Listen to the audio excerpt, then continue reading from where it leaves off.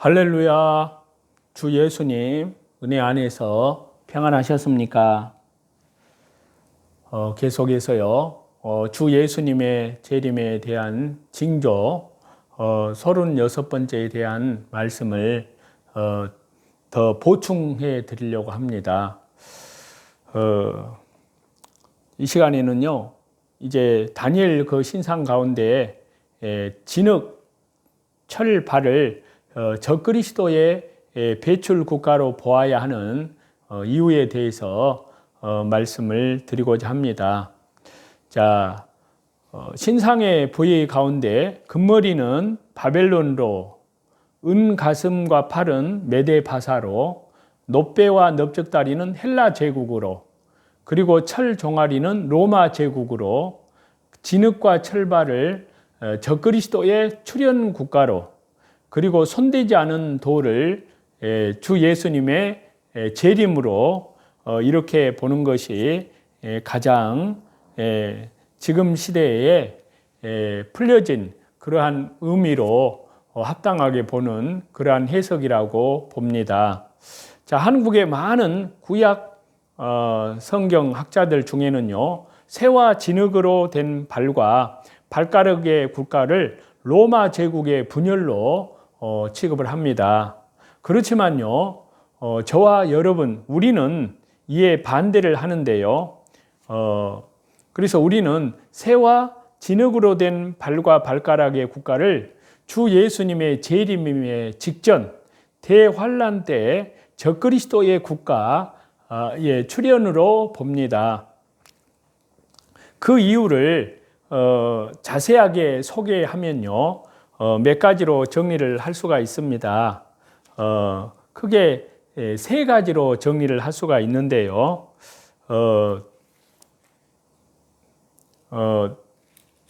세 가지가 더 되네요.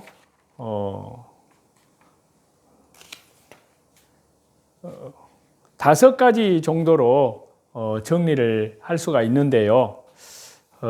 첫 번째는, 자, 진흙과 철, 발을 적그리스도의 배출 국가로 보아야 하는 이유는 크게 다섯 가지로 말씀을 드리겠습니다. 첫 번째는 발과 발가락의 국가가 나뉠 것이라고 했기 때문이고요. 두 번째는 다니엘서 2장 41절에서 43절에 발과 발가락의 그 묘사와 현재 유럽 연합과 철저히 일치하기 때문이고요. 세 번째는 다니엘 2장의 금신상, 환상의 이상의 꿈이 적그리스도의 나라 계보를 다루기 때문이고요.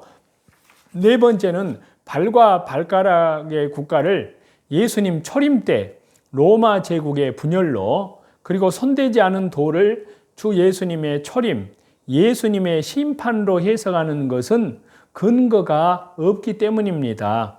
그리고 다섯 번째로는요, 요한계시록 17장 9절에서 11절과 연결을 할 때요, 다니엘서 2장 41절에서 43절의 국가는 로마 이후에 미래적 국가로만 해석이 되기 때문입니다. 이렇게 크게 다섯 가지로 말씀을 드리겠습니다.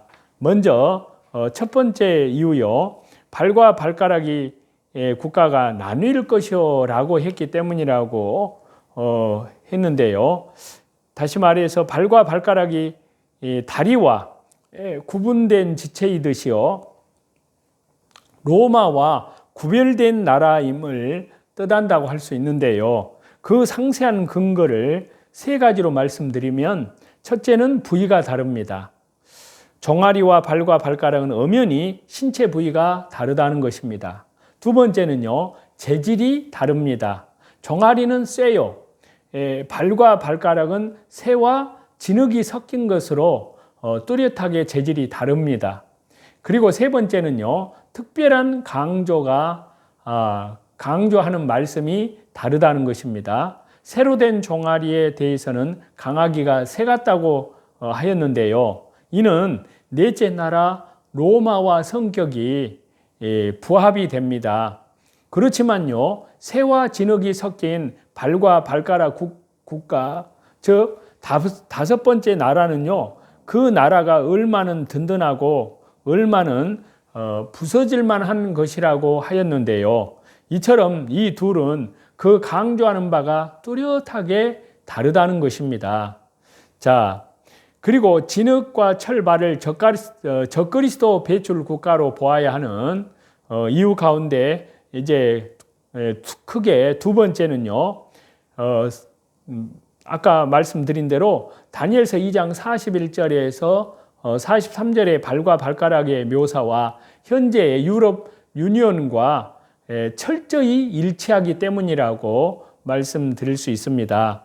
자, 다니엘서 2장 41절에서 43절에 기록된 말씀을 보면 발과 발가락의 형상에 대한 다니엘서의 묘사는 지금 현재 유럽 연합과 정확하게 철저히 그리고 확실하게 일치하기 때문인데요. 자, 이것을 요약해서 소개를 하면요, 5가지로 들을 수가 있는데요. 그 중에 첫 번째, 발과 발가락이 얼마는 진흙이요. 이것은 유럽 연합은 강대국과 약소국으로 이루어져 있습니다. 그 다음에 두 번째는요, 그 나라가 나뉜다고 했거든요. 다니엘서 2장 41절에. 자, 유럽 연합은 28개국으로 나뉘어져 있습니다. 그 다음에 새와 진흙이 섞여진다고 했는데요. 다니엘서 2장 42절에요. 그래서 유럽 연합의 28개국은 하나의 유럽 연합으로 합하여져 있습니다. 그 다음에 네 번째는요, 다른 민족과 서로 섞인다고 했는데요. 이 다니엘서 2장 43절에요. 그래서 유럽 연합 28개 회원 국가는요, 앵글로 색슨족, 게르만족, 슬라브족, 라틴족, 이러한 서로 다른 민족들이 섞인 것입니다. 그리고 다섯 번째는요, 피차에 합하지 아니한다 그랬습니다. 43절에 보면요. 그래서 유럽연합 28개국은요, 유럽연합이란 이름으로 하나로 결성되어 있지만요, 그 각각의 나라들은 서로 합하지 않고요, 이해관계에 따라서 갈등이 있고, 특히 영국 세력과 독일 세력은 크게 대립하고 있다는 것입니다. 그리고 이제 크게 세 번째로 다니엘서 2장의 금신상, 환상의 꿈이 적그리스도의 나라의 계보를 다루기 때문입니다. 자, 다니엘서 2장 금신상의 환상, 이상에 등장하는 나라들을 보시면요, 금머리인 바벨론, 은 가슴과 두 팔은 메대와 바사, 노수로 된 배와 넓적다리가 상징하는 헬라, 알렉산더 제국이요, 새 종아리로 묘사된 로마 제국, 이런 나라들은 다 적그리스도 국가들입니다. 하나님 나라의 백성인 이스라엘을 괴롭게 하고요, 파괴하는 이러한 악행을 저질렀는데요. 최종적으로 등장하는 발과 발가락의 국가는요, 심지어 주 예수님의 직접적 재림의 심판의 대상이 된다는 사실입니다. 우리 주변에 펼쳐지는 놀랍고도 엄청난 징조들이 지금 이 시대가 주 예수님의 재림이 임박한 종말 시대임을 지시하는데요. 그러면서 적그리스도의 징조도 뚜렷하게 드러나고 있습니다. 또 다른 한편으로요, 유럽연합 EU를 통한 적그리스도의 국가의 모습도 완연히 드러나고 있는데요. 지금 유럽연합이 점점 더 이전에 적그리스도의 나라의 계보를 잇는 모습이 보이고 있습니다. 이 때문에 유럽연합을 적그리스도 나라라고 새와 진흙으로 된 발과 발가락의 국가라고 해석을 합니다. 자, 그리고 크게 네 번째로요, 발과 발가락의 국가를 예수님 초림 때 로마 제국의 분열로 손대지 않은 돌을 예수님 초림, 예수님의 심판으로 해석하는 것은 근거가 없다는 사실입니다. 그 이유를 보면요, 첫째는 발과 발가락의 국가를 예수님 초림 때 로마 제국의 분열로 손대지 않은 돌을 예수님의 초림, 예수님의 심판으로 해석하는 것은 해석의 일관성을 상실하게 된다는 사실인데요. 손대지 않은 돌의 출현을 주 예수님의 재림이 아닌 초림으로, 즉 초림으로 말미암은 복음의 역사로 보는 것은 다니엘서의 예언 해석에서 일관성을 상실한 해석이 되어버립니다. 이는 앞선 금머리에서 철로 된 두 다리까지는요, 역사적으로 해석을 합니다. 마지막 사람의 손으로 아니한 돌이 신상을 치는 것은 영적인 해석을 하기 때문인데요. 사실상 영적인 해석, 영해를 해야 할 근거는 다니엘서 이 본문에서는 찾을 수가 없습니다. 이는 해석자들의 주관적인 판단일 뿐인데요. 그렇지만요, 주 예수님의 재림으로 하면은 이 모든 내용이 역사적 사건으로 그리스도께서 역사 가운데 예수님이 재림하셔서 세상 나라를 멸하시는 사건으로 일관성 있게 이해를 하게 됩니다. 많은 성경 해석 학자들이 이를 예수님의 초림으로 보지만요, 한 본문에 수록된 사건을 어느 부분은 역사적으로, 어느 부분은 영적으로 해석을 하는 것은 납득할 수 없는 해석입니다. 그리고 두 번째는요, 발과 발가락의 국가를 예수님 초림으로, 로마 제국의 분열로, 손대지 않은 돌을 예수님의 초림, 예수님의 심판으로 해석하는 것은 근거가 없다는 두 번째 이유는요, 손대지 않은 돌, 이 돌의 출현을 예수님의 초림으로 해석을 하게 되면요, 역사적 증거와 그리고 이 다니엘서 본문의 표현과 전혀 생뚱맞습니다. 맞지 않는다는 것입니다.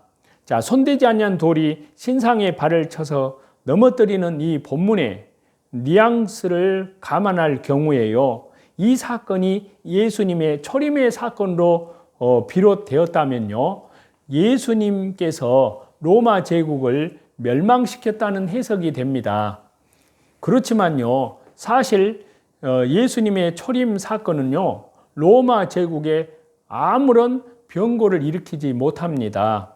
로마 제국은 서기 395년 당시의 황제인 데오도시우스 황제가 자의적으로 로마 제국을 두 아들에게 나누어 주면서 분열이 되었고요. 분열 이후에 소로마 제국의 멸망은 게르만 용병 오도 아케레에 의해서 서기 476년에 멸망을 당하고요. 그리고 동로마 제국의 경우는 기독교회 복음과 철저히 무관한 이슬람교 해교에 속한 오스만 투르크 제국의 침공으로 인해서요, 서기 1453년에 멸망하고 말았습니다.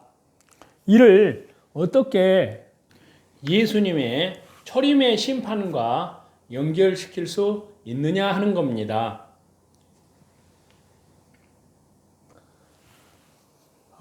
다 기독교의 복음 역사의 개입을 이것과 연결시키는 것은요, 불가능합니다. 그래서 본문 자체의 강조점을 감안할 때요, 역사적으로 하나도 맞는 것이 없다는 사실인데요. 그렇기 때문에 이를 영적으로 해석을 하고 초림으로 보는 입장을 수용할 수 없다는 사실입니다. 발과 발가락 국가를 유럽연합으로, 손대지 않은 돌을 주 예수님의 재림, 심판으로 보아야만 일관성 있는 해석이 가능하고요, 역사적인 불일치 문제도 해결을 할 수가 있습니다.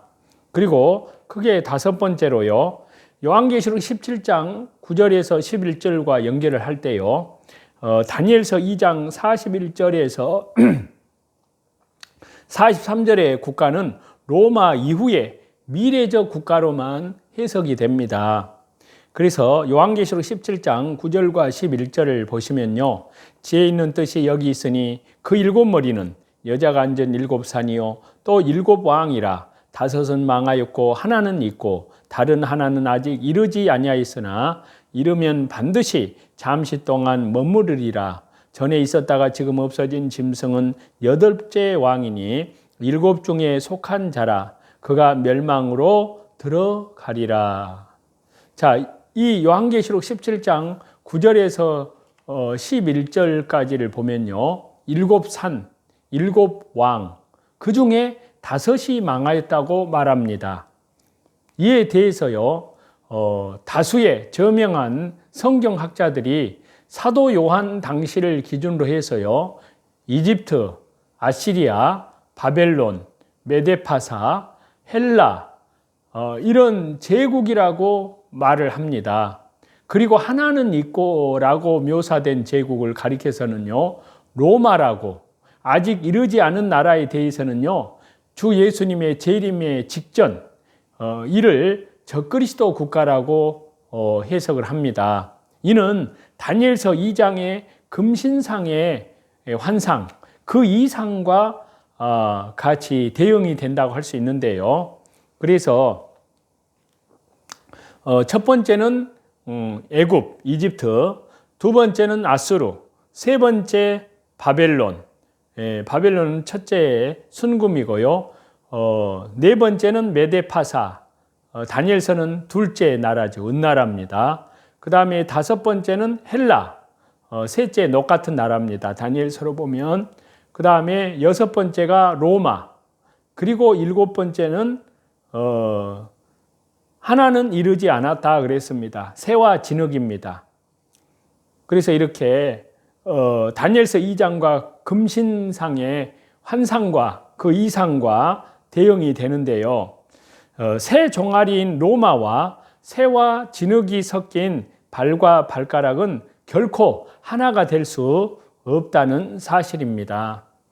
자, 이렇게 말씀을 드렸다시피 5 중에 3 나라는 금신상, 그 환상의 이상의 바벨론과 메데파사, 헬라와 동일시되고요.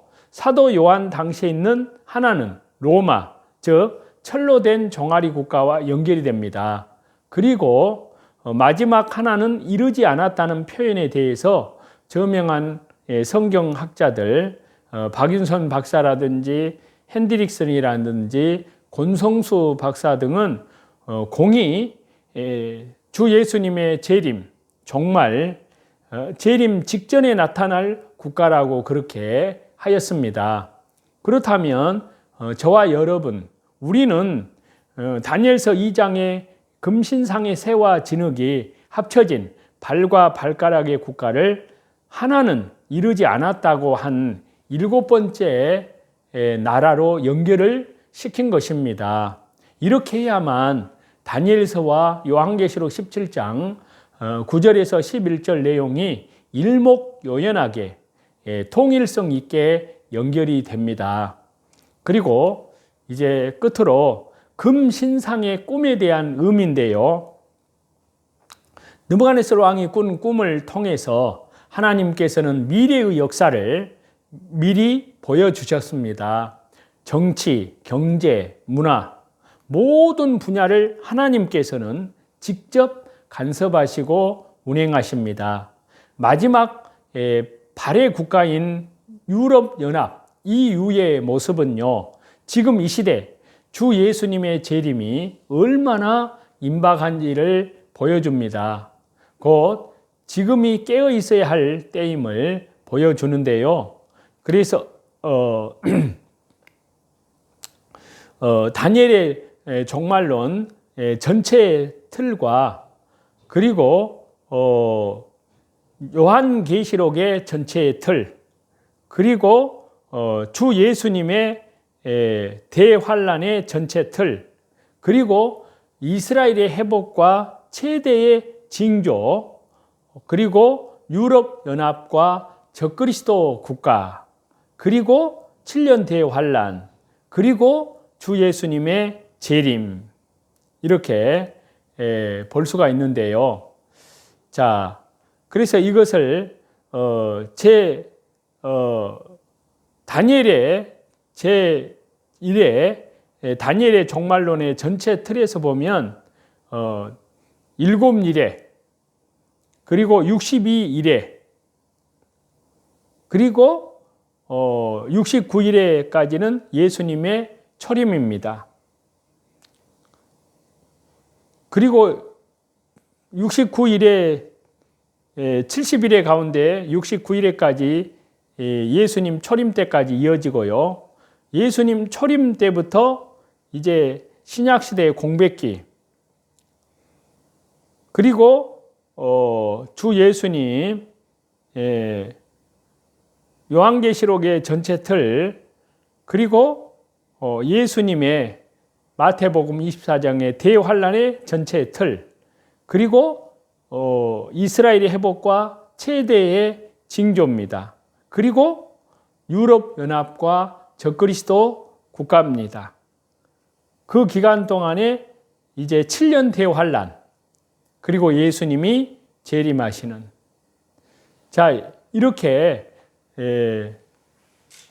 전체에 크게 5개의 과를 통해서 적그리스도가 활동할 종말론의 조직이 완성이 되었는데요.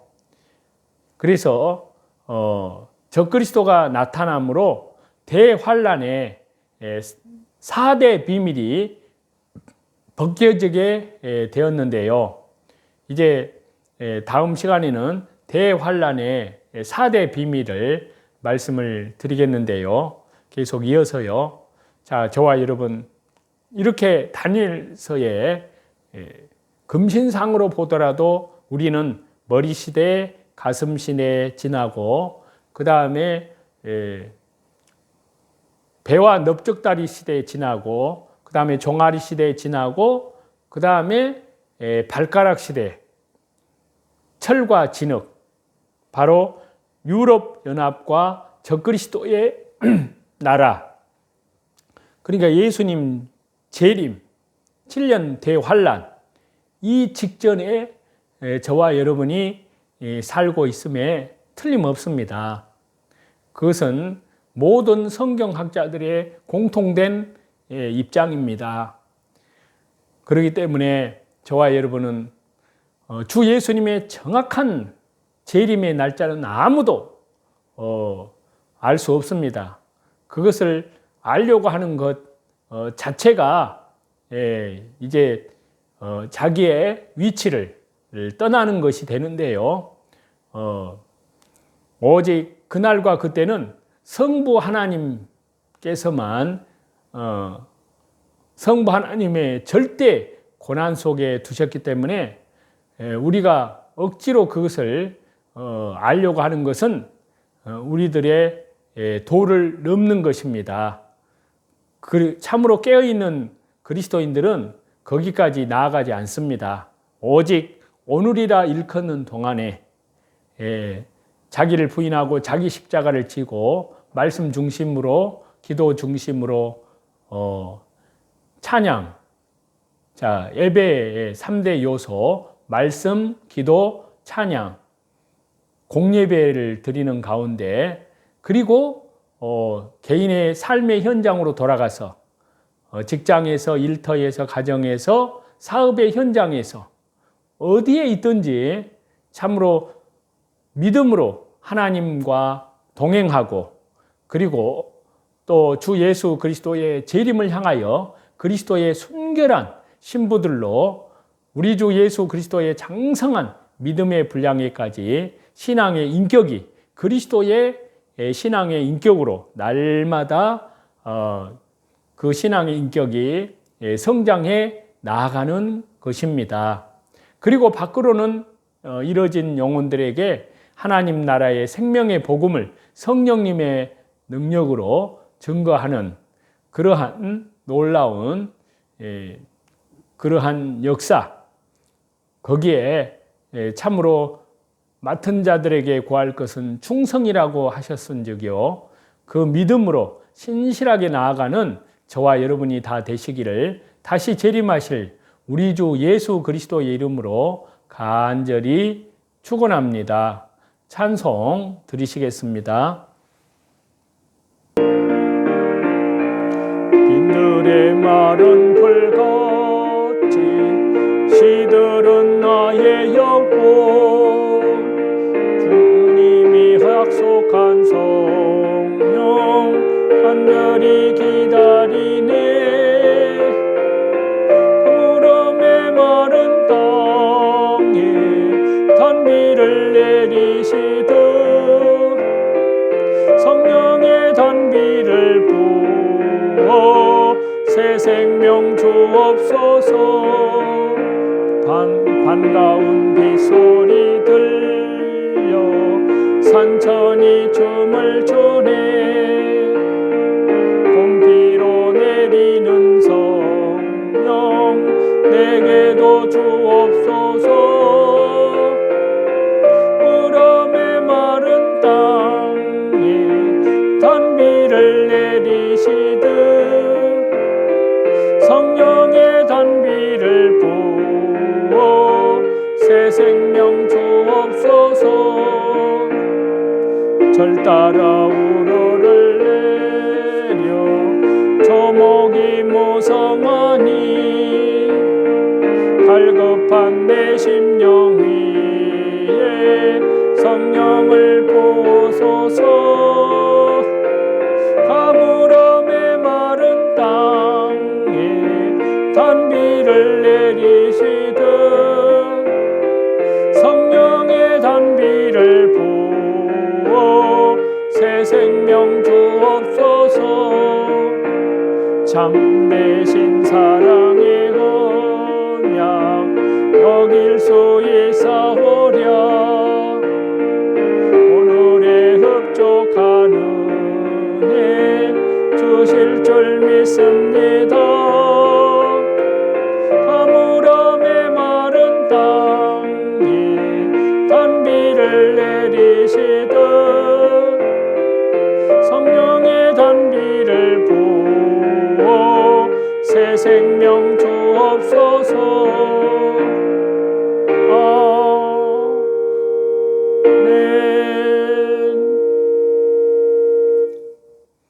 모든 존귀와 영광과 감사와 찬송을 모든 영원한 능력과 권세를 우리 성삼위 하나님께만 돌립니다. 오늘 하루도 주 예수 그리스도 은혜 안에서 세상의 선한 싸움에서 믿음으로 주 예수 그리스도의 이름으로 승리하는 귀하고 소중한 신실한 찬송을 돌려드리는 귀한 하루가 되시기를 우리 주 예수 그리스도의 이름으로 간절히 축원합니다. 감사합니다.